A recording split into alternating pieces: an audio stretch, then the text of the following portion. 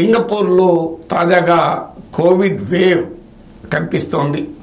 Singapore health minister ఆ దేశంలో ప్రముఖ పత్రికకి ఇచ్చిన ఇంటర్వ్యూలో చెప్పారు, మే 5 to 11 ఈ వీక్లో సింగపూర్లో 25,900 కేసెస్ రిజిస్టర్ అయ్యాయి, ఫ్రెష్ కేసెస్.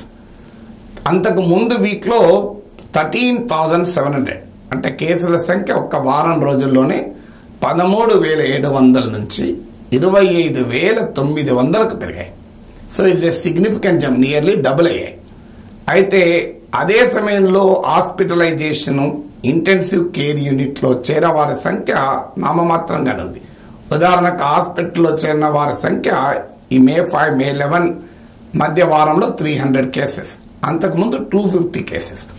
ఐసీయూలో చేరిన వాళ్ళైతే ఈ వీక్ మే 5 to 11 ముగ్గురు, అంతకు ముందు వీక్ 2.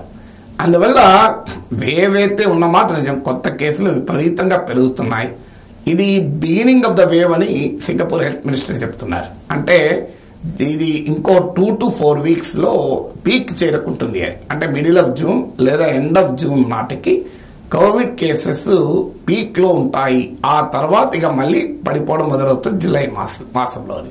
అంటే ఈ కేసుల సంఖ్య గణనీయంగా పెరగబోతోంది. కానీ అయితే ఫార్చునేట్లీ ఏంటంటే ఈ కేసులు పెరుగుతున్నాయి, కానీ ఆ కేసుల తీవ్రత కానీ లేదా తీవ్రతలో 2 రకాలు ఉంటాయి. ఒకటి ఎంత వేగంగా వ్యాపిస్తోంది అని, 2 అది ఎంత హాస్పిటలైజేషన్ కారణమవుతుంది, అనారోగ్యానికి కారణమవుతుంది. ఈ 2 విషయాల్లో మాత్రం భయపడేది లేదు. ఎందుకంటే వరల్డ్ హెల్త్ ఆర్గనైజేషన్ సింగపూర్లో ప్రజెంట్గా డామినెంట్గా సర్క్యులేషన్లో ఉన్న వేరియంట్ KP1, KP2 ఇది వేరియంట్ ఫర్ మానిటరింగ్ అన్నారు. అంటే పరిశీలించాల్సిన రకం మాత్రమే అని. వేరియంట్ ఆఫ్ కన్సర్న్ అనలే, వేరియంట్ ఆఫ్ కన్సర్న్ అంటే ఆందోళన కలిగించే రకం అని.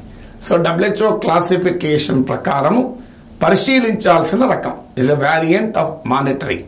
అలాగే వాటిపైన జరిగిన పరిశోధన కూడా ఏం చెప్తుంది అంటే ఇట్ ఈస్ ట్రాన్స్మిసిబిలిటీ. అంటే ఇప్పటి వరకు ప్రపంచంలో ఎట్ ప్రజెంట్ సర్క్యులేషన్లో ఉన్న వేరియంట్లతో పోలిస్తే ట్రాన్స్మిసిబిలిటీ వేగంగా ఏమీ వ్యాప్తి చెందడం లేదు అని, ట్రాన్స్మిసిబిలిటీ ఎక్కువగా ఏమీ లేదు అని.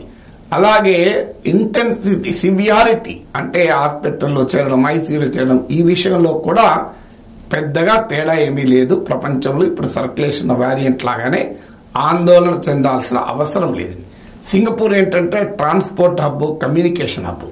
అందువల్ల సింగపూర్కు ఉన్నటువంటి ఈ క్యారెక్టర్ రీత్యా ఏది ప్రపంచంలో ఏదైనా మళ్ళీ ఫస్ట్గా కరోనా వేవ్ రావాలంటే సింగపూర్కే వస్తుంది అని ఆ దేశ హెల్త్ మినిస్టర్ చెప్తున్నాడు. సో సింగపూర్ ఇప్పటికే కోవిడ్ను ఎండమిక్గా ప్రకటించేసింది. ఎండమిక్ అంటే ఇక అది జీవితంలో భాగం. సో దాంతో జీవించడం అలవాటు చేసుకోవాలని, it's a part of life. ఇప్పుడు మనకు జనరల్గా వైరస్లు చాలా వస్తూనే ఉంటాయి, ఫ్లూ వైరస్లు, జలుబు, దగ్గు, జ్వరాలు సీజన్లో వస్తాయి, సీజన్ అని అంటుంటాం.